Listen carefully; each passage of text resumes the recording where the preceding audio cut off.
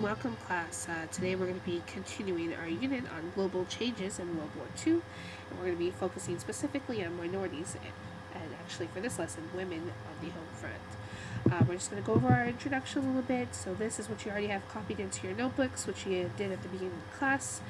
We have our topic here and our California state standards. It's going to be students are going to be able to analyze America's participation in World War II. You're also going to be able to discuss the constitutional issues and impact of events on the U.S. home front. And I'm going to skip ahead a little bit here. We're going to be focusing on the roles of women in military production. Our instructional goal of the day is U.S. students are going to be able to break down the role change of women as a result of the United States' involvement in World War II. Throughout the lesson, you're going to be able to check out these pictures. I'm going to send you this PowerPoint in your Gmail account. So just kind of look at some of the descriptions here. It says, do the job he left behind. So those are some of the kind of messages that you're going to hear throughout. So at this point, we have our learning objectives for the day. Just to go over them briefly, you're going to be able to focus on the role changing of women during World War II. You're going to demonstrate a positive outlook on the role of minorities, such as women, towards war efforts. You're also going to be able to verbally and discuss the significance of the 1940s song Rosie the Riveter. And after our class discussion, you'll also be doing a music reflection on your own. As we move forward here, I thought in order for us to explore the role of women and how their role was impacted and changed society, I thought it'd be important that we kind of focus on what the traditional roles of women were. So any ideas of what some of the traditional roles were before this era? Many of the women's lives were centered around the family, around the home, and mostly the men were the most common heads of household and also primary income earners. As we move forward here, just to kind of tie into what we studied before in World War I, women entered the workforce and gained skills, but at this World War I, at this point, many of them returned to their roles at home. But there were many that did not. But there was still this special category of women, which were the skilled workers. And in came World War II.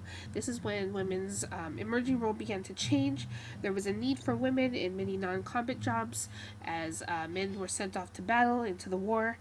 Some of the common jobs, you can see a list there that's also on your outline. I want to kind of focus on is the factory work. And again, there's more of those pictures there that I want you to kind of use that to help with your reflections later. As we move forward, women were needed in production work. Why? Because many men were off to the war. So what issues does this lead to? There's shortages, so there was a need for support and war efforts to be produced. And who was there to do that? Well, it was women. So at this point, what was a possible solution? Women were encouraged to enter production and factory work.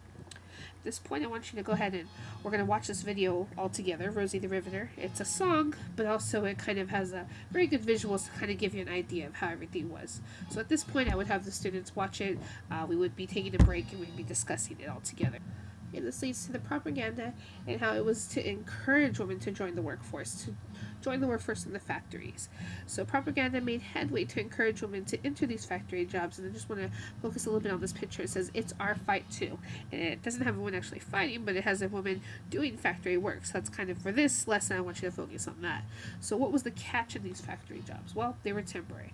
And women were expected to return to their own jobs and their roles and leave these jobs for the men once the men returned from war. Moving forward, just to tie into our discussion a little bit ago, Rosie the Riveter. This is the name given to the woman that was depicted on these propaganda posters and visuals. What did she symbolize? So I put the poster here.